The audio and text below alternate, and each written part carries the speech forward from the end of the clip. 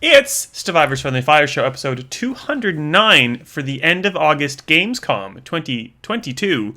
That's the right year. I always write 2020 now. I don't know. Is that a thing that only I do, or is that a you thing as well? No, I'm used to the year, but I think that 2019 was last year, Oh, so we're there in similar. spirit. I'm one of your co-hosts, Steve Wright, and joining me, of course, you've heard him already, Ben Salter. Hello, Ben. It's the day of opening night live, which is really opening very early morning live in Australia. Yeah. And we're going to talk about that, obviously, but we'll get there in a second. First, because everyone is dying to know, please tell me about your NBN experience. You have super fast internet now, right? Well, I should have done. I had a man came and he said he's going to check that my house can easily get the fiber upgrade. They just pull the thing in through the conduit or whatever they need to do, and that seemed to be all good. And 2 business days before my scheduled appointment, I get a text at like 11 p.m. saying NBN has advised they have an issue on their network and your scheduled whatever can't go ahead. And then a man called me a few days later saying he's from NBN and he's going to just go have a look at my house and they might be able to just fix it straight away. And then it poured down with rain. No man ever turned up, and I haven't heard anything since. So I am not in a fiber connected house. So you only have like 100 megabits down. That's Yeah, yeah, who can live? Who can live in such a horrid state of affairs? yeah. Well, hopefully you're this gets you're sorted out. not happy with this, and I'm poking fun, and I will stop now. I'm sorry. This is a classic NBN experience. Every time I've had a tech come over, they've cancelled. There's been a problem. Something hasn't worked. This is like the fourth house I've needed them to do something. Although this one I don't need them to actually do anything because I have internet. The others I didn't. So yeah, it's never really worked out. I didn't think it was going to be smooth, and I was unfortunately right. Well, it can only get better from here, I think. Yeah, I mean it's a bonus if it happens. Put it that way. Okay, well, good. I don't know if it's going to make you feel any better, but this is my day. Um, just well, not even day. Like last week or so, I've just come off that excruciating back pain where I could barely move. Hmm. We had 3 weeks off. That being my hockey team that I play on, and to make up for that 3 week break with like school holidays and stuff, we had 3 games over the course of 6 days, and we usually have one game per week. So like that's already like killing me for like in terms of physical fitness and stuff, but also just because like my back is not great. Um, but the last game we had was last night at 10:30, which meant I got home at about 1 o'clock. So I got approximately 15 minutes of sleep by the time I stopped being wired and had to wake up for Gamescom, which we will talk about in a second. And then Gamescom went till about 6, and I slept for maybe another hour or so, and I've been up since. So And you're please still here for carry the me. show. So what commitment? Still turned up for the show that we do weekly now. So you had to be here. No way we could possibly postpone. And you're here. And now we can talk about all the wonderful things you saw in that 2 hours because I did not watch it. I skimmed the highlights on Survivor this morning. Didn't even look at any recap videos because it didn't seem like there was that much. But we called it. We called it beforehand. We said lower your expectations. And with those low expectations, I think it was okay. Yes. Just quickly for the video people, do you see I'm drinking a proper Yep. Peroni, like an Italy Peroni, like just trying to get into Yeah, the groove it's of good. Italy? Yeah. We've got we've totally off topic straight away. We live in an area that's very Italian, originally settled by Italian immigrants. Yeah. And so there's a bunch of like Italian supermarkets, and like every Friday or something, they get in or they sell the proper Peroni for actually quite cheap, like way cheaper than Dan Murphy's. And they have like a wine lady who tells you about all the wine. And she's always like, if you want the Peroni, buy it like quick because the tradies will come in at about like 4 o'clock and just clear them out. So Oh. good tip. In like the 3 packs, or is it like more? You can get the 3 packs or like whatever the equivalent of a case is. Because these are in the 3 packs. Fancy. We're very cultured in the Cheltenham BWS. I am digressing already. Gamescom was like you were saying. It was like the Summer Game Fest of earlier this year, uh, in terms of overly long, full of samey games where they're like all spacey games, or they're all like Souls like games, or they're all like Yeah. fantasy-esque games where they all sort of bleed into one another, and you'd be hard pressed to kind of identify which was which if you were given clips without titles, I think. So Yeah. you definitely made the right decision in sleeping in. So I'm jealous. But I guess we just get straight into probably the biggest piece of news is not even a game. I think it's the peripheral, which has been rumored for a while. It's the PlayStation. Well, it is the PlayStation, but it's the DualSense Edge, which is essentially the PlayStation Elite controller. It has three different joystick thumbstick things with like concave or height or that kind of thing. It has the two extra buttons on the back, which you can kind of already get with that attachment that they made for, Oh, it's I think, the Dual Shock, not the Dual Sense. Yeah, that's all I want. That bit. Anyway. Well, we'll talk about those because I don't think those are as nice as the paddle system on the Elite. But it's basically like the Xbox Elite, but in the DualSense version, it has profiles with an on controller button that makes you or lets you select different profiles. Not that I've ever used that on the Elite controller. Other swappable things. It's basically the Elite, but it's a DualSense. Very similar. Yeah, and it's also competing with the Scuff controllers, which are even more expensive than the Elite, like that $300 or $400. So that's probably the market that it's in. Worthwhile. Like I use my Elite probably less now than I used to. There was a time when I would only use that and the Elite 2, which is the better version. But the DualSense Edge has something that neither Elite has, which is a share button, and that is a big part of why I've stopped using my Elite. In that a lot of the games I played recently on Xbox are to review or talk about, or I want to capture something, and it's just too hard to use the Elite to do whatever nonsense I gotta do. So, not to complain yet again, but Xbox, we need the Elite 3. PlayStation, good job doing your Pro Controller, because it has been what they've been missing, right? Like it suits their audience probably better than the Xbox audience. So, a little surprised they didn't do it earlier. Yeah. We don't know the price. We don't know the release date, but in the copy for the Edge on the PlayStation blog, they do refer to like playing God of War Ragnarok. So I frankly wouldn't be surprised if it would be timed in a similar window. So I'm thinking November of this year. Kind of their like big Christmas thing alongside Ragnarok.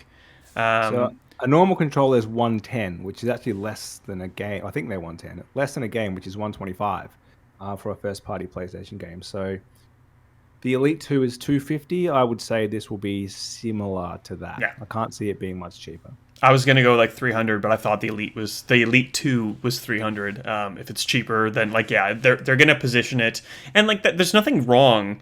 Competition leads to innovation. And if you're a little bit behind, you're going to like try to get up there and then try to innovate a bit higher, and that forces the competition to do the same. So I would be surprised if Sony didn't put this very Elite similar peripheral at a competitive price to Xbox's version, which maybe will lead Microsoft to maybe push out that Elite 3 a little bit sooner than they might have, and then you have your share button. And Finally. either console owner is happy because they're getting like the And elitist controller ever. One that doesn't break as much. So like the Elite 1 had loads of quality issues. The Elite 2 is better, but it still has problems. Like for a $250 controller, it's not well made enough, not durable enough, doesn't last long enough. And it's not like one thing that goes wrong. There's a bunch of things that go wrong in it. It's different for everyone. It's not good enough, really. So that's why I want the Elite 3 as well. I hardly ever break a controller. I did screw up the rubber grips on the Elite itself, but that was after like probably it was only a year. But I get a bunch of use out of my controllers. I sometimes will get like the joystick drift in a regular controller. But that all being said, like my 13-year-old nephew goes through about 4 controllers a year, and I don't know how. Really? But I don't know if I'm the exception to the rule or if he's the exception to the rule. No, he's the exception. Besides the 2 Elites or the 4 Elites, whatever I had that had the rubber peel off and then like the bumper button break, I've never had a controller break. I think like my 360 controllers, which were well loved, started to get like the thumbsticks wear away a little bit. Shane, previously on the Friendly Fire show, I know he had his DualShock 4 like thumbsticks totally worn away because he played so much Destiny. And so he didn't want to buy a new controller. He didn't really use his Xbox controller at that point. So he took the sticks out of the Xbox, put them in the DualShock. He said, "Good as new." I remember. I don't know which episode this is in. A listener may do, but he came and told us all about it, and he said he's made the best controller ever because he actually liked the Xbox sticks better, but he preferred the PlayStation layout, and he said he's made the best controller. So that was some consumer advice on the Friendly Fire Show in about 2014. Don't do that. I'm talking about my husband again. He has long thumbnails. He kind of like leaves them a little bit longer than other fingernails for some reason. And he will go and kind of like dig into the top of the thumbstick to drive sometimes. And like the weird Elite controller that I got from Telstra right out of the pack that had like the same kind of markings, like I was almost confused as if my husband had done it, but no, because that's the beauty of these Elite controllers or the Edge controllers. You can go and buy for like $20, like a bag of joystick tops. So like Matt had done that to his legitimately, but I threw them out and I bought new ones. So that's kind of the good thing about that. Like some parts are replaceable, some parts aren't. But theoretically, like you invest a little bit more at the start to get this fancier controller, and maybe there's a little bit of upkeep, but it's not like you have to buy, like my nephew seems to make me do for him because I'm that idiot uncle, like 4 controllers a year, which would be $400 as compared to the $250 plus a little bit of maintenance. So it's going to be a crazy expensive controller that could be cheaper if you wear out your control sticks in a ridiculously quick manner. That's our hot tip. Anyway, what else did we have? There wasn't a lot, to be honest. Hogwarts Legacy is sort of contentious. There's a lot of stuff around J.K. Rowling, and we're going to leave that aside for now. But like if you go to any post that we write about it, it's there. So don't say I'm not doing the due diligence. She didn't make the game. Exactly. Fittingly enough, I guess this new trailer that we saw for Hogwarts Legacy was all about the dark side of what could happen, and it kind of shows you what you'll do as a character if you align with wizards or female wizards. What do they call them? Witches. Yes, that's right. It's been a day. Who align with like the dark arts. So like theoretically short forming it, the Slytherins of the world. And I forget the dude's name, but people were like pretty clued into who he was. So it's probably in some sort of Potter lore. There is like a nefarious evil dude who wants you to bring zombies back to life and use Crucio and all that kind of stuff. So it was surprising to me in that I thought it was kind of going to be a little like, it's like any of those EA Harry Potter games where it's kind of just like, I'm running around Hogwarts and Wingardium Leviosa. So it's surprising. They pumped out so many of those. They were like one a year, and they had like a game version and like a last gen version and like the next gen version at the time. Like they were putting out like 4 versions a year. Crazy. So, did you have a chance to see that particular trailer? I saw some, like, you know when you're skimming Twitter and it autoplays a bit, but you don't watch it? That's close enough. That's probably the extent of my interest in this game. I think I will play it. Like, I think it's cool enough. Like, the world of something like Harry Potter that you can kind of do stuff in that's not Harry Potter. No offense to you, Daniel Radcliffe, but like, just the world is way more interesting than what we've got out of that so far because it's been so focused on one child. There's a lot more there. Yeah. So yeah, I'll probably play it. We might as well very quickly detour and go to this week in delays because delayed is Hogwarts. What is it even called? Hogwarts Legacy. Legacy. It's leaving a legacy because it was meant to be out this year, but it's now coming in February 2023. It was already delayed though. It was meant to come out in 2021. So many delays. I think it's quite surprising in terms of the delays we've seen in that this is like it's got the Harry Potter name. It would have sold like crazy ahead of Christmas if it came out in November, even December. So to get those extra like 2 or 3 months, it can't be in that good of a way that they think that's going to make all the difference. Like it's odd. I still think it'll sell. Like with all the controversy, it will. Even there, it's going to sell like hotcakes. Like people love Harry Potter. Like it's a weird love-hate thing for me because like I'm probably older than the average Harry Potter reader would have been. Like even like probably we were reading it at the same time, but I've got a number of years on you.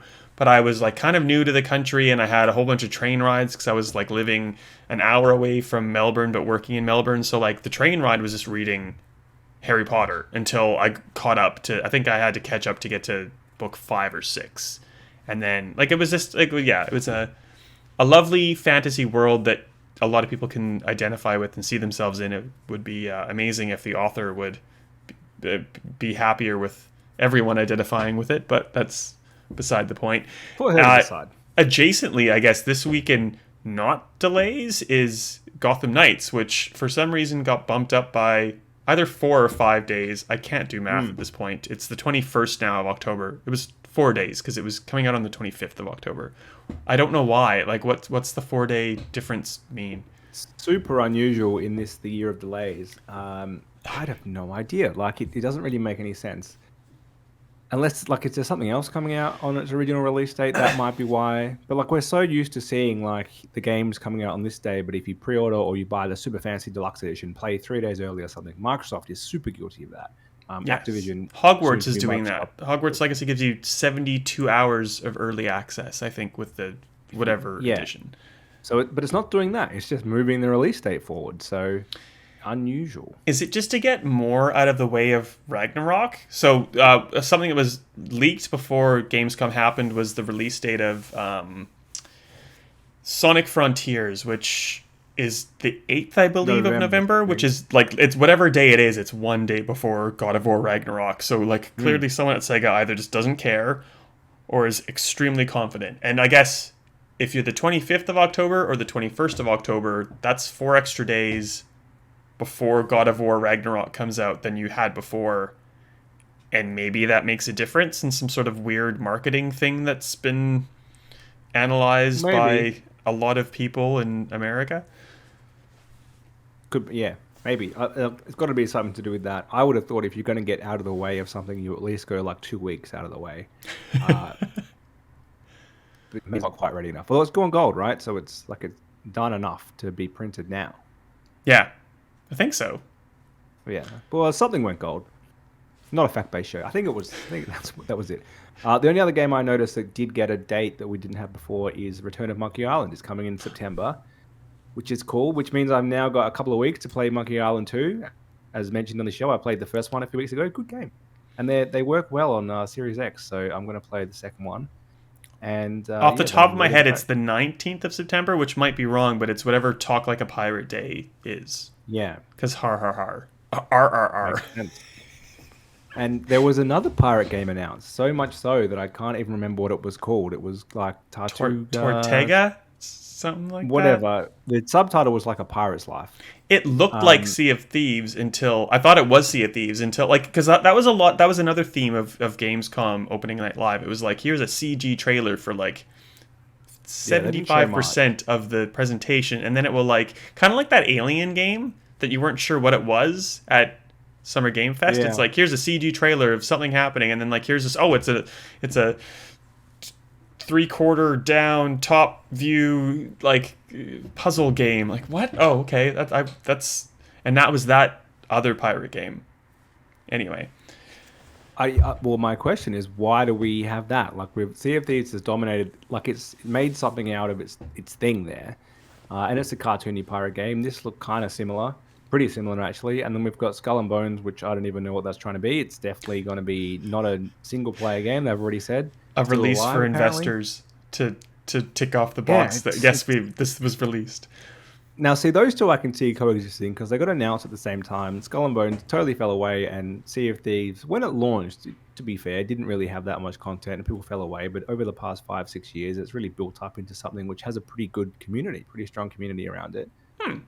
Strange choice to then now someone else could be like, here's my indie pirate game. Like, you're really up against this one that's quite established. Anyway, it does take a lot of time for things to come out, and we've already had with Summer Game Fest like this deluge of space games, and there were still more space games. They weren't as like dead spacey as we saw at Summer Game Fest, but there's like Homeworld 3, which is like a what's the word I want? Is that how it is? The Triple X strategy, like an RTS kind of thing. XCOM. Yeah, like Exterminate. I think Triple X is right, not the porn one. The other term. Maybe. I'm probably wrong. That doesn't seem right. Anyway, and there was one from Prime Matter, which I forget the name of it. Scar Abroad. I don't know, something like that. There was a whole I'm bunch gonna of just space say games. There was a whole bunch of like Souls-like things. all of the Lords of the games are now Fallen got rebooted. There's Lords of the Atlas Fallen. something from I think Deck 13. Like that's the problem. They're all so similar. It's like I don't know. I think I got the right one when I'm trying to describe something. They all Kind have of depressing. tricky names to remember, and that's the problem. Like the Souls game is Life of P, which I've had to write down as like that's the Souls-like one, and we might be interested now that you and I are Souls people, and we're all over that. We wouldn't have been last Gamescom, but we're into it now. But like Did you see the trailer it's for so that one though? samey. It's really good. P Yeah, is I for Pinocchio. Like it's a weird like. Why would you make a Soulsborne, Souls-like, whatever you want to call it, based on Pinocchio? at least it's It's different. But like I don't like the name. Too hard to remember because it's like it's gone too simple. Anyway, it's like Life of Pi or Life of yeah, that's what or I like keep Liza thinking it is. Minnelli. I don't know. I keep going to weird places, but so It's did you see the trailer? It looks like yep. it looks good. It looks gorgeous. It has that kind of like Soulsborne. It kind of like Bloodborne to me. I think there was like a weird Yeah, which is the Souls game I still don't like. yeah. Um, but I with any of these type of games to play them. So like secretly like Jedi Fallen Order I played before I was a Souls person, before my Elden Ring days, and I really liked it. And I didn't even realize that it was kind of following that formula in a different way. Like it's not the same, but it learned from it and it tried to follow it in a more mainstream way. I think I need to play them to really like. It's the type of genre in which I can't watch and think, oh, that looks good. I'll enjoy it. Like Elden Ring, when watching someone else play it, I thought looked awful. Um, yeah, I think I need to play it.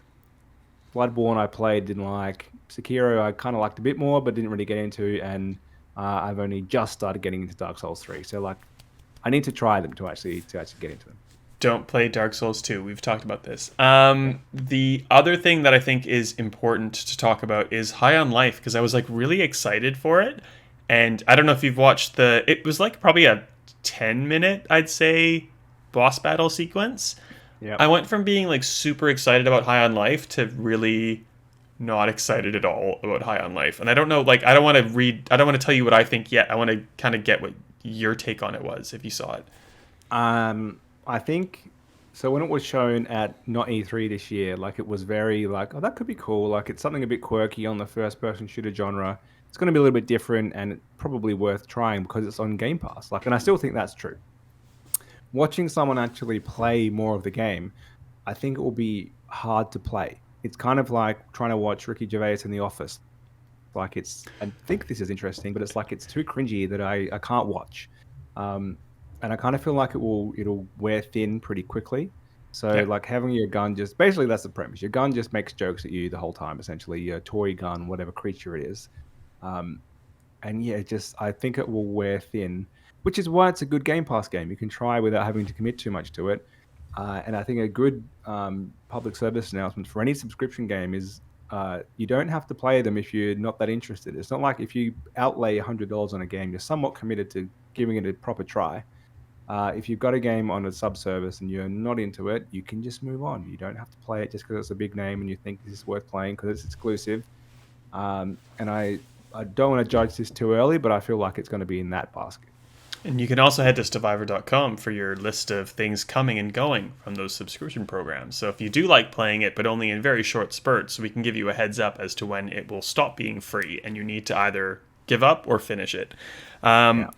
I think you nailed it. I think it's weird. It looked really quirky and fun, but I thought it was like I feel like I thought that was because it was an entire package, and this now seems to be like the talking gun game with some kind of like simple gameplay mechanics. Like you had to shoot a thing and hide behind a box and use like a grapple, and that seems to me like it was like Journey to the Strange Planet, which was a good game, but like once you stop playing that and you go back in, you're like, there's so many like weird quirky things I don't know how to tether and switch and do this and do that. And I am the type of person who I don't enjoy like the Saints Row humor. I don't enjoy the Borderlands humor. I thought I was gonna like the humor in this, but like watching that 5 to 10 minute gameplay boss battle, I'm just like, I am already not feeling the humor in this anymore, and I hope it's not like this the whole way through. I hope this boss battle is kind of like a Yeah. very specific segment, and it's different. I do love Rick and Morty, and I like Lower Decks is not, it's not Justin Roiland, but it's like the same vein, and it's like I like that kind of take on things, but like this just did not hit with me at all, to the point where I just was like, I was done probably like a minute in. I'm like, I get this, and if this is what it is for the next however long this goes, I don't want it. And that was like a constant monotone experience for me, and that's unfortunate. I hope I'm just being too critical. I hope there's more to it, but like I'm not as enthused as I was before, I'd have to say. I think we'll have to wait and see, but yes, similar boat. Anything else from Gamescom from you before I get into like all of the stuff I've been preoccupying myself with for the last fortnight? I think pretty much it's we knew it was going to be a low bar this year. There's like nothing to announce essentially. But I do think it's disappointing that the three major shows, if you include the Game Awards, are all done by the same company and even the same host, and that they all have the same feel, the same theme. They seem to have the same connection, so there's always going to be the same similar studios there. Here's Hideo Kojima. He's got a podcast. We'll give him 10 minutes. Exactly. That's exactly what I'm talking about.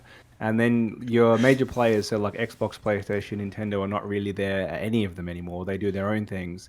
And that's how it used to be. Like you'd have a press conference each for the major publishers, and they were often shorter, but they often had a lot of filler in them, but they gave more time to the big hits that you wanted to see. And this year we haven't had those major publishers at either conference really. I mean, Xbox was at not E3, but yeah, and it's to have them all kind of combined into like one of like we'll do a replacement show.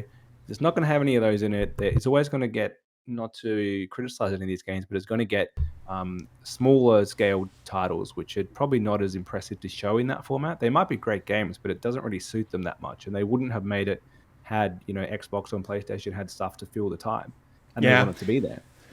And yeah, it's imagine how much better it would have been if you had, say, Keeley and his team do Summer Game Fest, and then someone totally different, unrelated, did this show, someone European perhaps even for Gamescom. And then like they have different connections, different people they partner with, different hosting style, different production style, probably get a bunch of different stuff, and it would feel different. They feel too similar as someone sitting at home now, which is kind of diminishes both of them.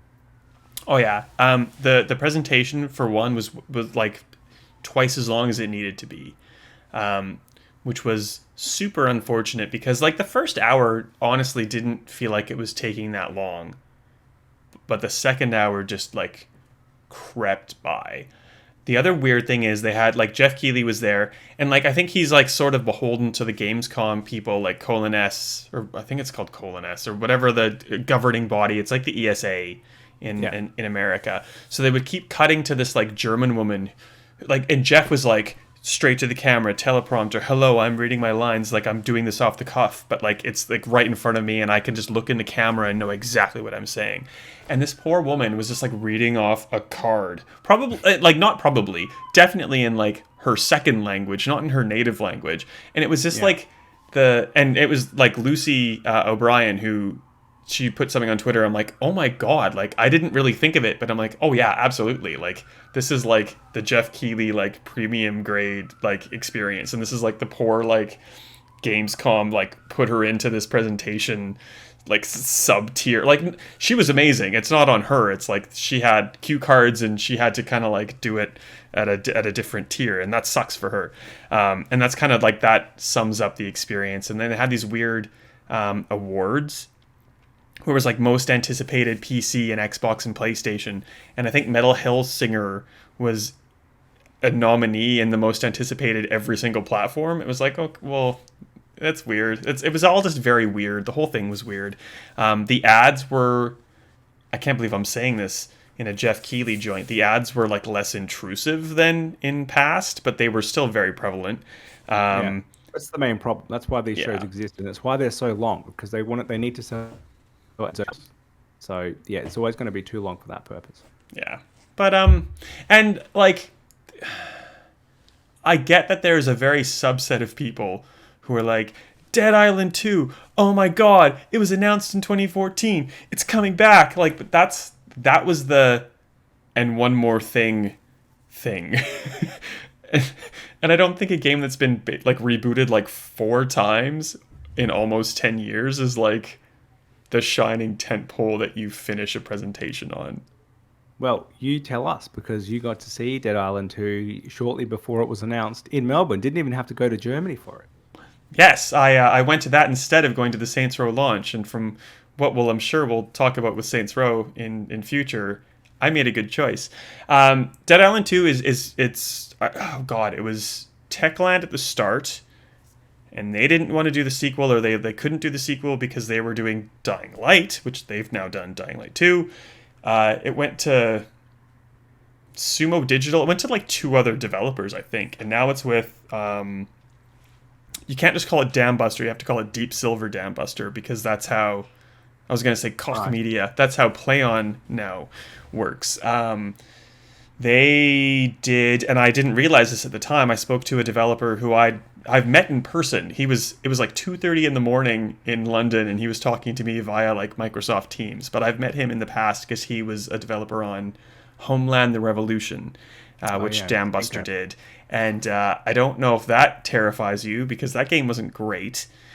Thankfully, Dying Light 2, from what I played, it was like a 20-minute stint, is actually not Dying Light 2, Dead Island 2. Pretty good, actually. It's very melee dependent. There's guns and there's weapons with like long reach or short reach, and if you like charge your attack, you'll like basically blow through the skull of a zombie, and you, like, they showed that a million times in the trailer. There's a lot of elemental stuff, so you can mix like electricity and water. There's like caustic acid, there's fire, and the big, I guess, selling point that Dambuster's trying to make is that everything is built on this flesh system. So they've procedurally generated like bodies of everything on the map. So skeletons, internal organs, skin, and if you melt something, like, it'll melt realistically. If you dismember something, it's not just going to like cut to like model of zombie with arm cut off at elbow. It's going to cut it off wherever you impacted it. Like, that's the premise. Like, it was 20 minutes. I don't know if that's accurate enough or not, but it's a fun little sandbox. It's based in LA, which makes no sense to me because that is decidedly not an island.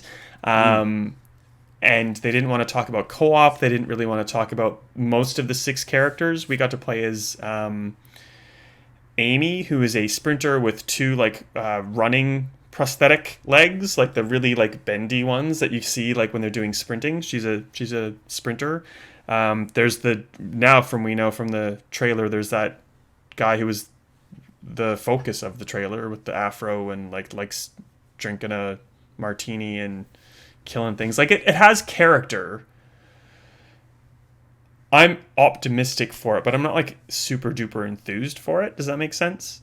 Please tell me what you think, because I've talked for too long. Well, I don't think anything. I haven't played it, so I have no idea. I do think you should be cautious for a game that has been in development so long, even though it's been rebooted several times. It's so they've started in 2018, from what they said. Sorry. Yeah, which is still like, how many games are in development, 8 years ago, and then they restart at some point and they turn out fantastically well. Some definitely, but there's also always going to be a Duke Nukem 3Ds which get rebooted like 4 times and then it's still terrible.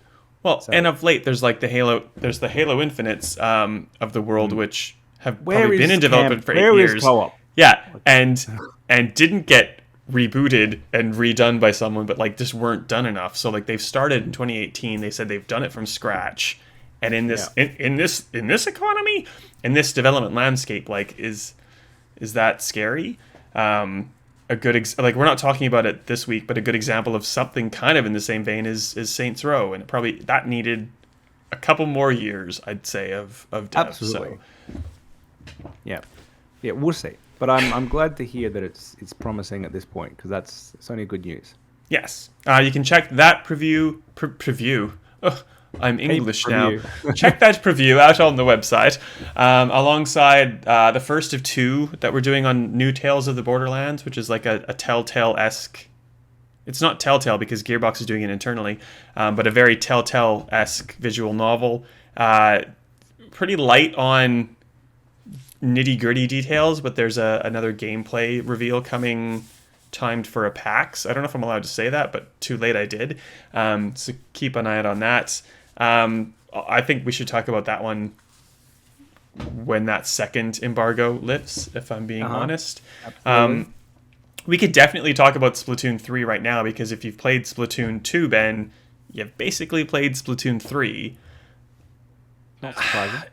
It's kind of disappointing, because like it's more of the same, but also it's more of the same with a 2-year commitment to content, and things like Salmon Run, if you're into that, which is the Horde mode, is always on now, as opposed to like being doled out in like rostered shifts.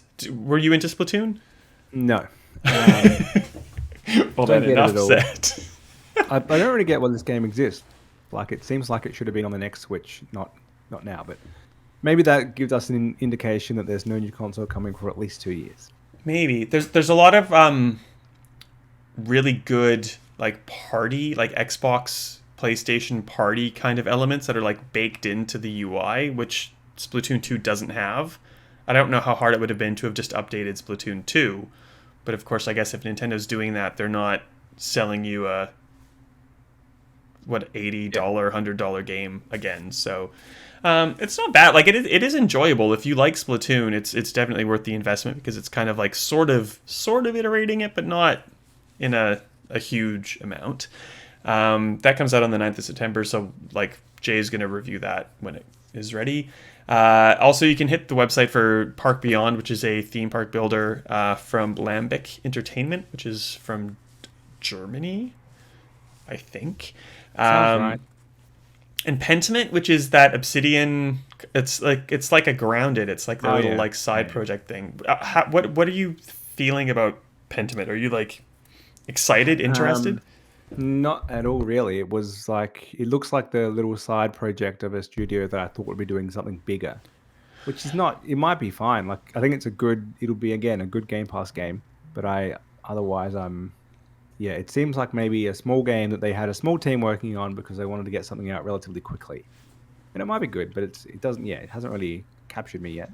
That's it in a nutshell. It's decidedly not Obsidian. They're RPGs. I guess Grounded is... there's a bit of RPG in Grounded, I suppose. But this is another visual novel, like New Tales of the Borderlands, and like Telltale's Expanse, and like the Star Trek Resurgence game coming out, and like The Quarry, and like the Dark Pictures Devil in Me. Like it's big now. The preview was weird because it was hands off, and they basically spent 45 minutes talking to you about how they were so influenced by the period, the 16th century, and the art and everything connected to that, where like I guess if you were really into that period, you'd be super enthused. But it's like we've gone and looked at all these art books to make the visual aesthetic look like either like a contemporary or modern for the time piece of artwork. And if people talk to you, they get a little speech bubble, and like the guy who's like using the Gutenberg printing press, his text will come in like he's setting it on a printing press, and other people will be like they're doing calligraphy, and it's all very interesting. But that amounts to like 2 seconds of like screen time where the text is coming in, and at a certain point, I think you're just wanting to like mash A to like get to the point and skip the like lovely animation of how the text comes in to just read the text, if that makes sense. So I don't know, like it's about a guy who's investigating 2 murders over the course of 25 years. I don't know what Pentiment is, really, if what I've just explained to you doesn't make it make sense to you. You haven't sold it to me at all, so wait and see. Exactly. We're going too long. I'm exhausted. What is up? You tell me. That's it. That's it for Gamescom. I think we've had this week in delay, so we can just move it along to the end. That's it for this episode. We don't even need anything else. We're going to be back next week. We're going to talk Saints Row. No, you have to do that. How do we talk? How do we find you on the internet, Ben? You don't necessarily have to do that. You can find me very easily. Now, if you Google me, you'll find a musician actually. So that could be better. That's the no underscore Salter, right? No, I think that's an old man. Oh. Anyway, yes, Ben_Salter. That's me on Twitter. I'm SRightAU. Yeah. Like you were saying, sorry, I cut you off. We'll talk about Saints Row because we both played it, for better or for worse. If you want, you've got a week. So if you want to play a little bit and catch up to what we're going to say, we won't go too spoiler heavy. I guess it's only been out for a week or two at that point, but No figure spoilers, out how it goes. games like that. You can easily finish it within a week. Let me put that out there right now. So depends how much side missions you want to play. But should you even bother? Find out next week.